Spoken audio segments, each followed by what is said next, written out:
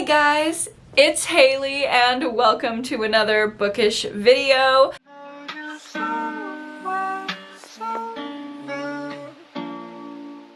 Today we are getting into a new release thriller vlog. I freaking love filming these videos. These are my favorite videos to film and I am so excited to be reading 4 brand new release thrillers, including one that is so highly anticipated. I believe this was in my top 25 most anticipated books of 2025. If you missed that video, I will link it up above and down below. And that is the new Ashley Winstead, which comes out, technically it comes out in 2 days from when I'm filming this, but randomly my Barnes & Noble put it out on the 20th. Sorry to the world, sorry to Ashley Winstead, sorry to whoever I need to apologize for, but I canceled my pre-order swiftly and got my hands on that little book. So I'll be reading This Book Will Bury Me. I'm also going to be reading The Dead Wives of New Jersey. I'm already a little bit into this one, as well as my book club pick, which will be in the extended cut of this vlog only on Patreon, because that is my Patreon book club pick, and that is Close Your Eyes and Count to 10 by Lisa Unger. I also have a couple other options for books that I want to put in this video. I'm still playing around with what I want to read. I will probably do some mood reading, but I'm thinking about Killer Potential, which is a debut, or maybe The Top 10 Worst People in New York, which I have the audiobook of and I haven't heard much about, but sounds really intriguing. I don't know what we're gonna do, but we are gonna be reading all new release thrillers in this video. As I mentioned, I'm already a little bit into The Really Dead Wives of New Jersey. If you haven't heard me talk about this one yet, this is by Astrid Dahl, who is a pen name for Anna Dorn. Anna Dorn wrote one of my favorite books of the year, honestly one of my favorite books of life, which is Perfume and Pain, and her main character in Perfume and Pain is Astrid Dahl, and she is a writer. This is Astrid Dahl's book. I am so happy that Perfume and Pain got this kind of thrillery spin-off. It is right up my alley. I am about a third of the way in, like 100 pages in here, and so far I'm really liking it. It is an over-the-top, satirical, darkly funny murder mystery about a group of women who are on a New Jersey Housewives-esque, Selling Sunset-esque reality show. I would say at a third of the way in, there's not a lot of thriller content. Like, I can see where a murder mystery plot is coming to fruition, but at this point it is just straight up drama, scandal, fun. It's clever, it's sarcastic, and it feels really self-aware. Like, obviously it's satirical, and that is the thing of satire, is that it is inherently self-aware, but I don't know, it's just like doing it for me. It's not a lot of thrillery stuff, but I'm liking it. It's funny, it's interesting, it's vapid, it's easy to read, it's very domestic drama. So I will get into this a little bit more. I have some time before my day starts today, and I want to try to get another third of the way in and let you know what I'm thinking.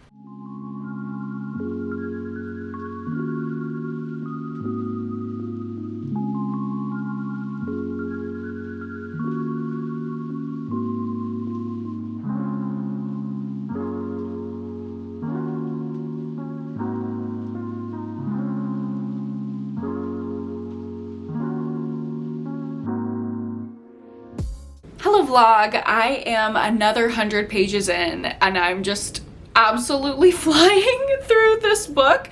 The violence absolutely popped off around the halfway point, and ever since then it has not stopped. Like, I did not know if this was gonna be like a thrillery thriller.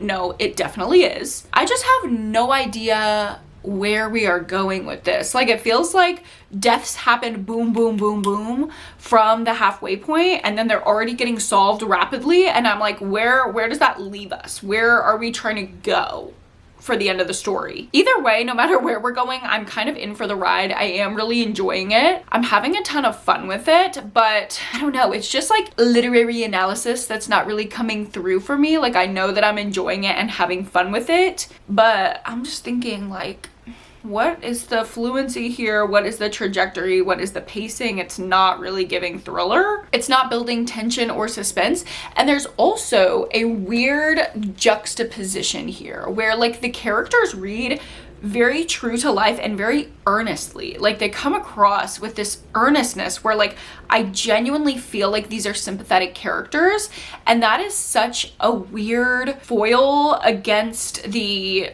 over-the-top dramatic reality show setting, which, by the way, I am eating that up, the way that at each part there's a quote from a Real Housewife. I think is so funny. So I don't know really how to feel, because it's like campy, and I think that is so fun, but then it's confusing when it's like, I just want to write off these people as like vapid and campy and like larger than life characters, and then you see their real like personality behind the scenes, and they feel very real and very earnest. So that juxtaposition is kind of weird. There are just some things that, like, when I really stop and think about it, I'm like, huh, it doesn't really fit, it doesn't really flow. But in the moment when I'm reading it, I'm enjoying it. I hope that makes sense. I'm about to hop on my Patreon sprints, and I think I'm gonna finish up this book today while on sprints. So let's do it.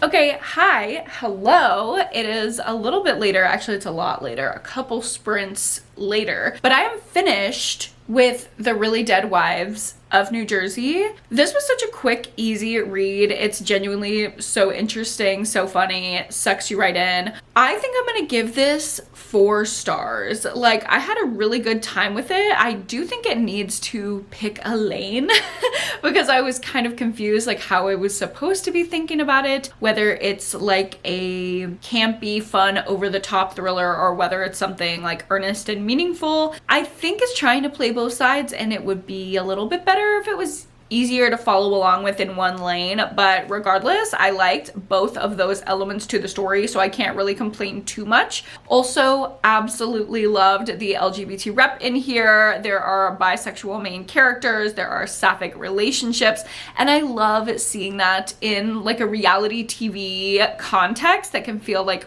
underrepresented, really, really straight. Also in a domestic thriller context, which can also feel like gay underrepresentation and really, really straight. So love, love, love all the bi characters in here. Love the catty drama, love the wrapping up of the murder mystery. Seemed like it kind of got set up for a sequel, so I'm interested to see what happens there. Maybe this will be a little mystery series that takes place with reality TV shows. I think that'd be really fun.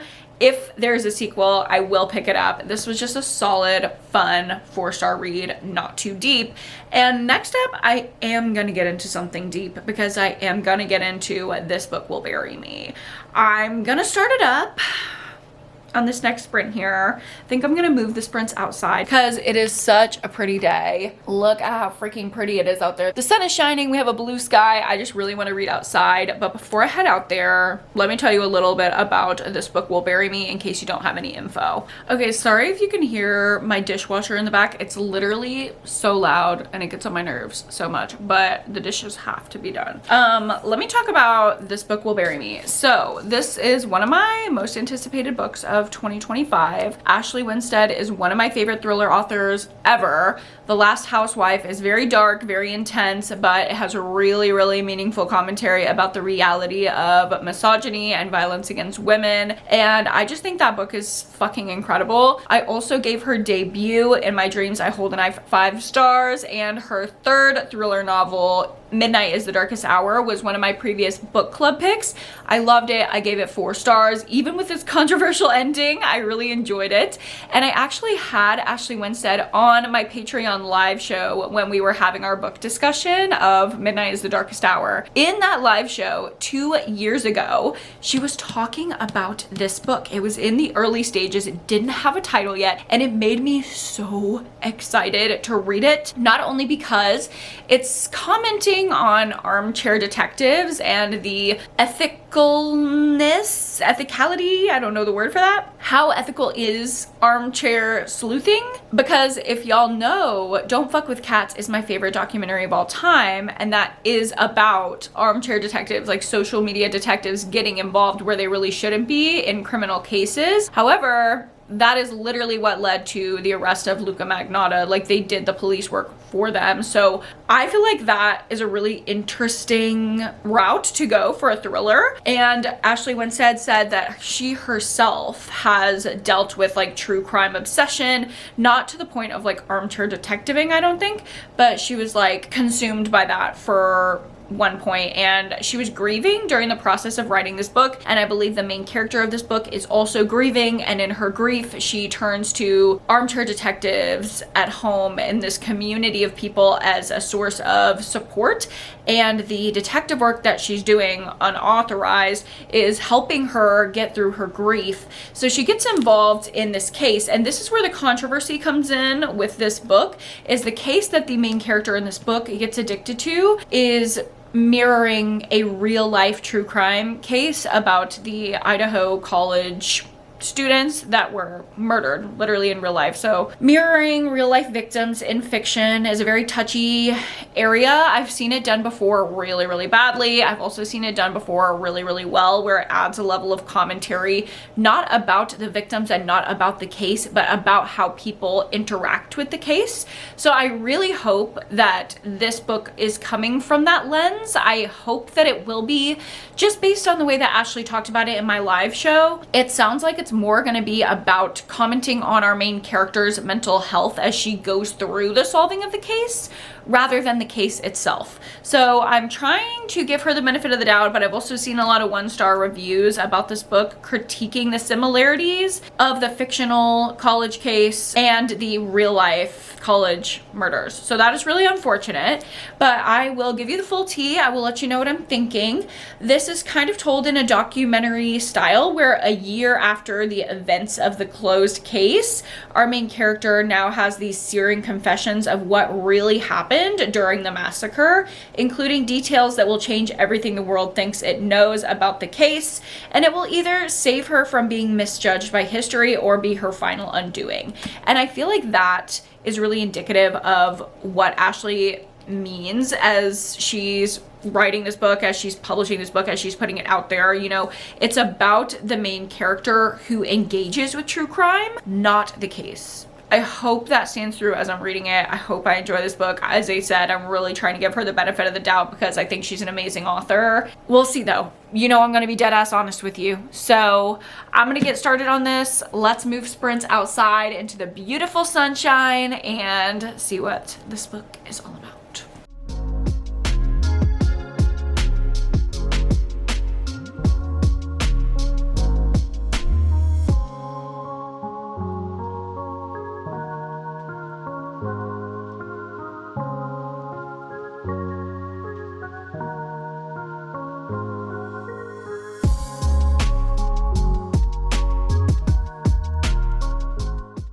Vlog, sprints are done and I'm about to start getting into my sessions for the day, but before I do, I wanted to give you an update on This Book Will Bury Me. I am about 50 pages in and honestly, I'm loving it. I cannot tell a lie. Thus far, I am freaking obsessed with this book. I love Ashley Winstead's writing style. It's just gripping from the first page. It's so emotional. It is visceral. I feel exactly what this character is feeling.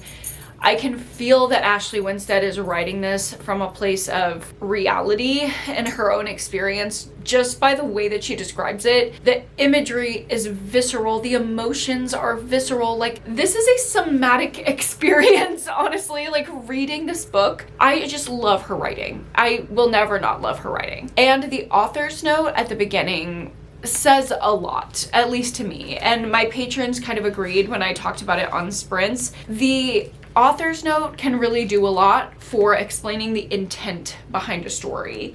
She even directly addresses the things that people are critiquing about the book and says that this is not meant to be a nonfiction. It is her wish that she's reflected details of cases referenced in the book accurately and respectfully. In the University of Idaho case, which is still ongoing, she's praying that the courts deliver justice. So she's not trying to talk about theories or anything related to what is actually happening in the cases. It's more about her remarks on the way that people, true crime communities, and herself engage with real life cases. It's like To me, Bright Young Women by Jessica Knoll is using Ted Bundy and everything that happened in that case as an in for examining misogyny in violence against women. And this is a way to take a psychological deep dive into how we engage with true crime.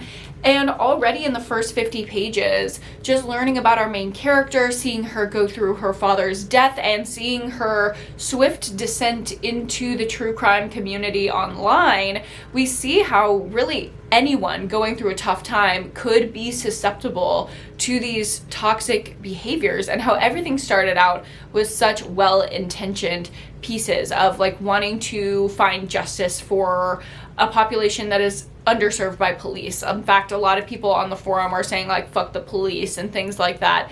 And that's what I really liked about the documentary Don't Fuck with Cats, is like people were like, no one is paying attention to this, we have to take it into our own hands. And I think that kind of activism and thirst for justice is so needed and so meaningful. But of course, there's always a line, and I think that's what this book is going to be about. I'm really interested to see how this is going to go further, but I literally see a client in 10 minutes, so I've got to go. I will definitely be diving back into this after work, so I will see you then.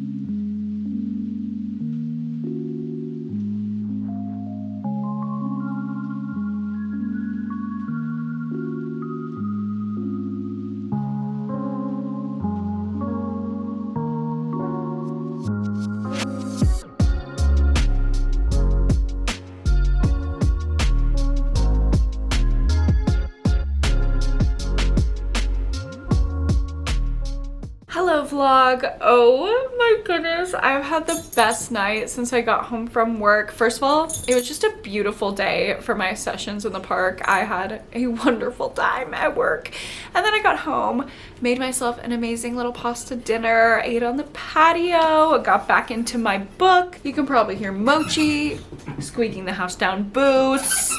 The dogs are having a good time. I'm having a good time. It's just a good day over here. And y'all, I think this book is incredible. It is propulsive. Like, the energy in this book, it is fast paced. The chapters are short. I cannot put it down for the life of me.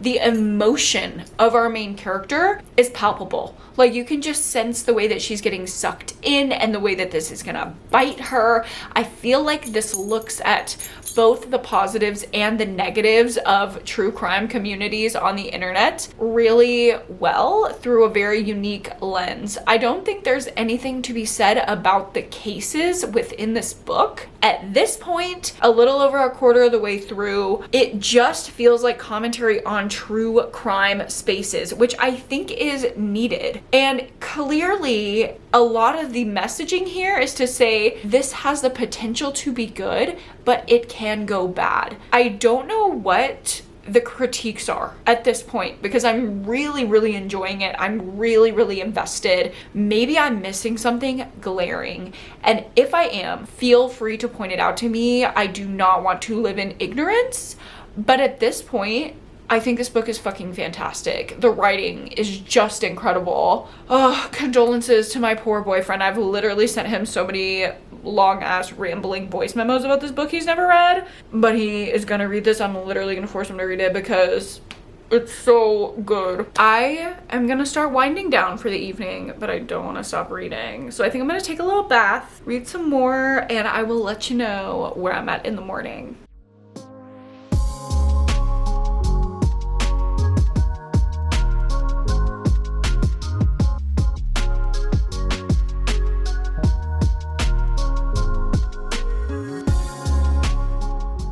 Good morning vlog. vlog. It is early the next day and my camera's about to die. Wonderful, wonderful. Okay, let's try this again. I am so excited to update you about this freaking book. Oh my god, I could not get enough of it last night. I wanted to force my eyes open to keep reading. It was so late and I had to just let myself fall asleep because I had an early morning this morning. But oh my god, the way that this book is just so engrossing. I do not want to put it down. I'm already over halfway through and I'm obsessed with every new insight we get about the case. We see our character's reaction to it, and that is the crux of the story, is our character's psyche, our character's reactions. This is not about the crime or the circumstances of the crime or the victims or whatever. It's about the true crime community's response. And I think this is needed commentary. It is so nuanced. It is so visceral. Like, I want to call it deep, but I think a better word is visceral. Like, you can feel the emotions and really experience empathy for the true crime community people while critiquing them and like feeling valid in your critiques. I think it's a really interesting balance that Ashley Winstead has struck here, and I really praise her for that. I don't see anything wrong with the way that the case is similar to the Idaho 4 murders in real life within this fictionalized version of it. It is different enough. It's not like an exact copy, but I think the elements that are super similar to the real life case are so Ashley Winstead can comment on it in a fictional way where she's not using the real life victims, but she's saying, hey, in this situation, when a character reacts in this way, there's something to say about that. There's something to critique about it. There's something to understand about it. There is a level of analysis going on here about the human condition, about obsession, and I think that's really worthwhile commentary. I hate to see this book getting 1-star reviews because it reminds me of the 1-star reviews for The Last Housewife. And people really did not like The Last Housewife. That was Ashley Winstead's second thriller release. It's one of my favorite books of all time. It's really gruesome, it's really dark, but in my view, those are very real things that happen to women. And if you are shuddering and looking away from a page where that's happening, in a fictional context, there is no way you could have lived my life in my shoes. These are real things that happen to women. And to just say, no, I don't want to look at that. I don't want to look at that. You are saying that to my experience as someone who has gone through something like this. So that's more around The Last Housewife. When it was getting those 1-star reviews, I was like, these people just aren't seeing the reality of it. They aren't seeing the nuance. And I think that might be the case with this book as well. If you are shuddering away from the things that are in these pages, this is real life, girl. Like, we are commenting on real life here. I think it's really easy to just be put off by how uncomfortable the reality of it is. But when you're able to sit with it, there's some real nuanced conversation in here that I think is really needed. And every time I read an Ashley Winstead book, that is the feeling that I'm left with, that she's talking about something real. This isn't just a twisty, propulsive story. It is that, but beyond it, it means something. I'm obsessed. I'm sorry, I'm obsessed. I'm obsessed. I think people who see something controversial, aka real, represented in a book, and they immediately say, no, this is wrong. You are missing out on the nuance. You are seeing one little red flag that triggers you because you don't want to be wrong. You don't want to appear to like something that is problematic. Your fear of being perceived a certain way, of being wrong, is preventing you from engaging with a nuanced take and really in-depth analysis. And that's just my opinion. Again, like I said in my previous update, if I'm missing something huge and blatant, please let me know. But at this point, I love this book. It's really making me think. I just love it. I just love it. I literally cannot wait to get home from work and read this book. It's like 9 a.m. and I'm already thinking about getting home from work to read my book.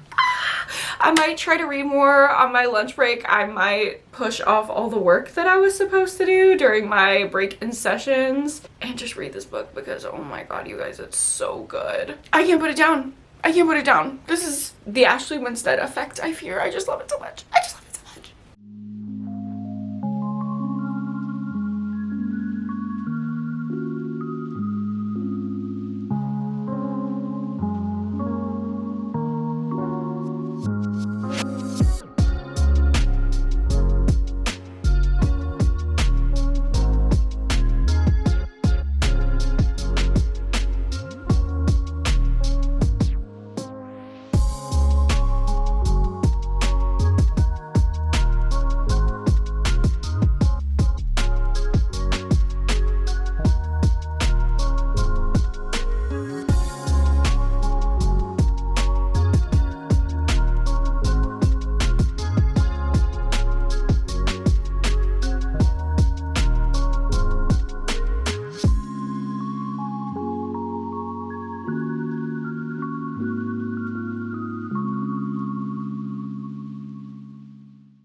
Vlog. It is after work and I got some really good reading time in during my lunch break earlier today. I also just went after work and sat outside on my patio to get some sun, and I am now over 3/4 of the way through This Book Will Bury Me. I am officially sucked in. It just keeps getting more and more unhinged, where we started out seeing like, oh, okay, I understand how you could get sucked into this like whole true crime community thing.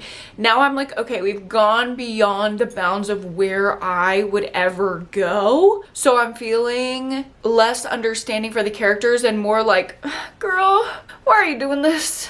You're throwing your life away. Why are you doing this? Like, it is so genuinely frustrating to see this trajectory. I feel so much emotion behind it. And I'm on the edge of my seat wondering where this is going to go, how it's going to resolve. Also wondering about how the case in the book is going to go.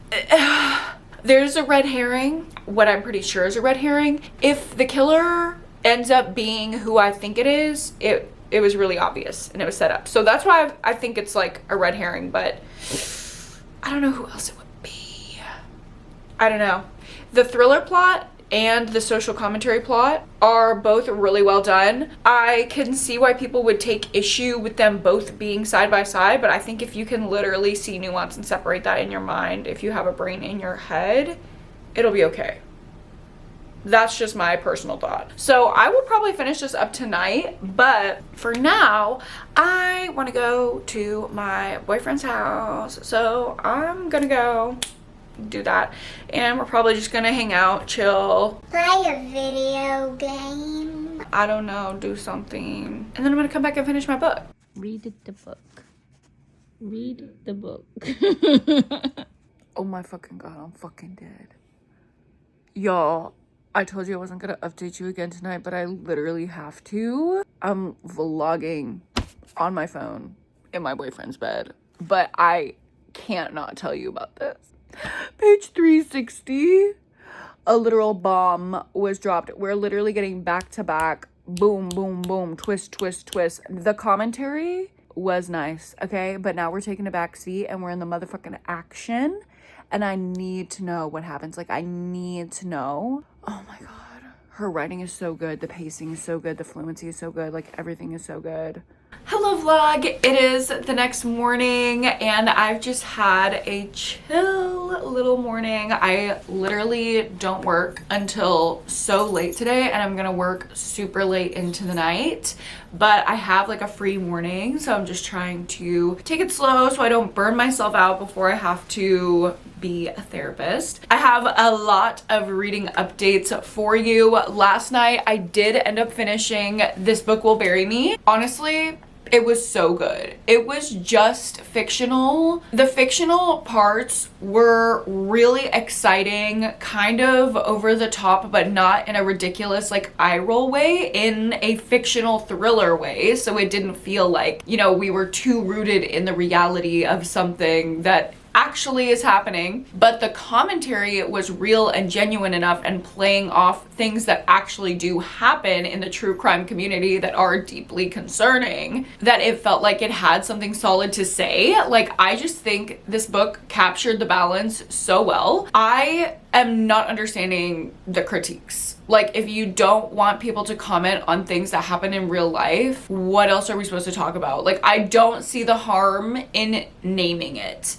This book, way more than it talks about the crime, it talks about the true crime community. That is clearly what's being spoken on in this book. So I just like, I don't get the controversy because I agree with all of the critique of the true crime community. I think there's a very specific way to engage with true crime, and this book explores that concept and where that line is, yada da. But beyond the commentary, I thought the plot was phenomenal. I thought the characterization was phenomenal. The last few chapters literally had me on the edge of tears. The writing was so good.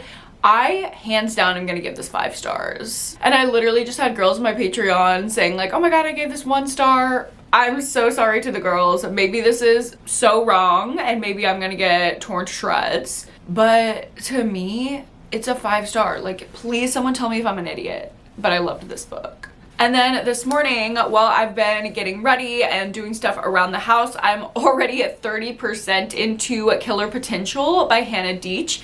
And I fucking love this book. It's a debut, but I can already tell this is going to be an author that I'm going to want to keep reading from. We are following a young girl. She's like mid-20s, and she had all of this potential in front of her. She went to like a really prestigious liberal arts school. She went to grad school in LA, and now she's trying to like make something of herself, but she's kind of having trouble getting off the ground. And what she mainly does for work is she's an SAT tutor for rich families, really wealthy people, even like celebrity leading people around LA. So she goes to see one of her little tutor students one day, and she gets there and the parents are dead and there is a kidnapped woman in their closet. And she's like, oh, what the hell? And she's trying to reason with the little girl that she tutors. And then they get in a scuffle and the little girl is like bleeding on the floor. And she's like, oh my God, I'm like the outsider in this situation. It's all gonna get pinned on me. I have to run. And that is exactly what happens. So good thing she ran out of there. She took the kidnapped girl. And this is literally within the first chapter. They are on the run. So the whole first beginning part of the book that I've read, they are on the run, trying to escape and simultaneously trying to figure out what actually happened to this family. And our main character is trying to get the kidnapped woman to speak. So we found out what happened to her. There are these little tiny pieces of information that keep getting dropped about like corruption and the dad and what he was involved with and money exchanges and dark web fetish stuff. And I'm like, oh yeah, I'm interested. Our main character is also queer, which love the representation. I love casual queer representation in a thriller, especially one traditionally published like this. It's just great to see. So I'm already loving my next book. I think I'm going to get some laundry started. I need to like wash all my sheets because I have people coming to stay with me this weekend and I don't want them to be on my like dirty dog hair sheets. So I gotta wash all my sheets. I also recently went crazy and bought so many Lego sets, so I might do a Lego set while I listen to this audiobook. I will let you know when I have more thoughts on Killer Potential.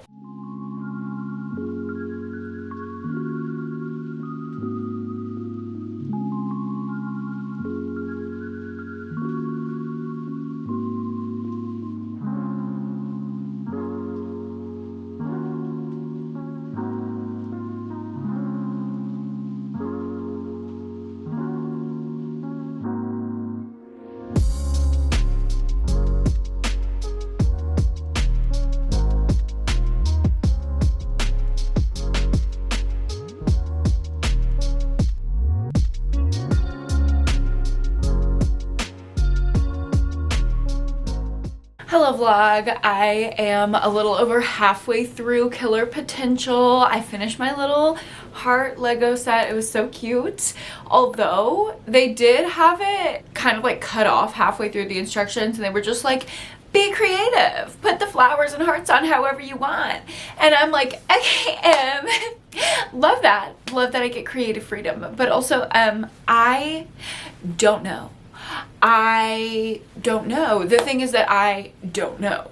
So I did have fun doing it, but it was a little stressful there. For a second, I hung it on the wall. It looks all cute. I also have a Starry Night one that me and my boyfriend are going to do together. And I think I'm going to hang it in that empty space above. So really excited for that. But I'm over halfway through Killer Potential. The audiobook is really good and girl, things have gotten sapphic. We don't really know much about the case, like who committed the murders yet, but we are learning a lot about our characters, their backgrounds, their relationship to each other. Obviously it's sapphic and we love that. Really enjoying it. I am gonna go into some sessions now, but after, on my lunch break, we're gonna get back into it.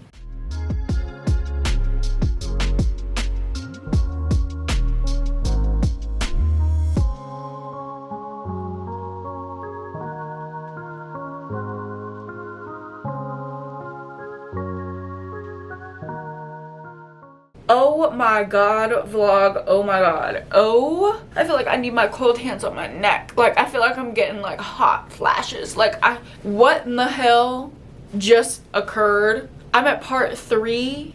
This is the final part of Killer Potential. The twist that just occurred rocked me to my core. I thought we were going into sapphic love story territory, but the twist that just hit has thrown a wrench in it all. A wrench has been thrown in it all. Like, that twist is crazy. That twist is crazy. That twist is crazy. It's also one of my favorite tropes. I don't know what to call it. One of my favorite things that happens in like horror and thrillers just happened in this book. Oh my god, I really like it. I really like it a lot. Oh my god, I've got to keep listening to this book. Luckily, I'm off work now, so we're gonna keep it going. I'm gonna let you know when I have a final review. Hello vlog, it is much later and I have finished Killer Potential. Oh my god, what a wild ride. If you want a twisty, sapphic, eat the rich thriller, this one is for you. It was so good. I honestly enjoyed it the whole way through and I'm gonna land on a 4-star rating. I felt like it could have been a 5-star around the 80% mark, but the last 20% was a little bit confused. Ultimately, I liked the resolution of the plot as well as the development of both main characters, but it was a little bit like told, not shown. I felt like I got narration of like, and after all the action, this is what happened. And I was just like, okay, I was liking seeing through our characters' eyes, and now that I feel like I'm watching the news, it was just a different vibe to it. And then the very last chapter, normally I would like an ending to a book like that, but in this case, especially on the heels of being told a lot of information, to have something be like a little bit more showy and elusive, it just felt like a hard turn. So I don't know, it wasn't the perfect stuck landing, but I did enjoy my experience reading the book. I think it's a solid plot. I think it moves really fast and it's really engrossing.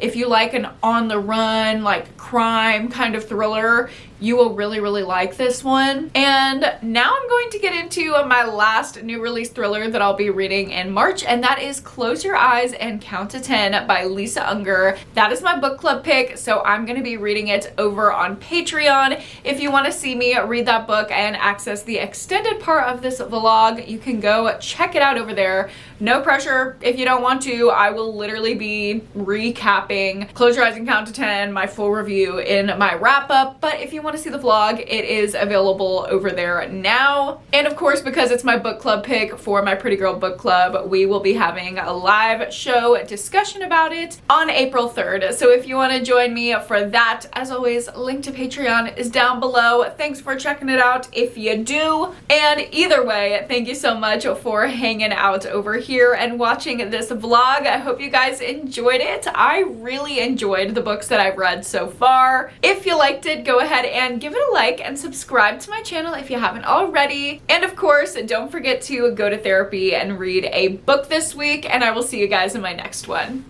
Bye!